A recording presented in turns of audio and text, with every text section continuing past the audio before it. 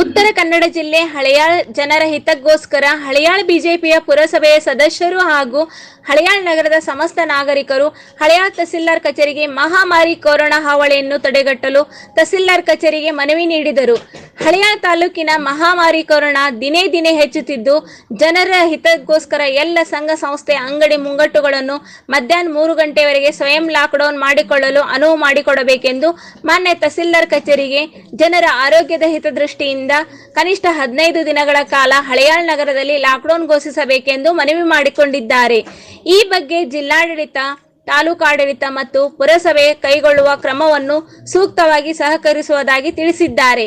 ಈ ಸಂದರ್ಭದಲ್ಲಿ ಉದಯ್ ಹುಲಿ, ಸಂತೋಷ್ ಘಟ್ಕಾಂಬಳೆ, ಚಂದ್ರಕಾಂತ್ ಕಮ್ಮಾರ್, ಶಾಂತಾ ಹಿರೇಕರ್, ರಾಜೇಶ್ವರಿ ಹಿರೇಮಠ್ ಹಾಗೂ ರೂಪಾಗಿರಿ, ಸಂಗೀತಾ ಜಾಧವ್ ಉಪಸ್ಥಿತರಿದ್ದರು.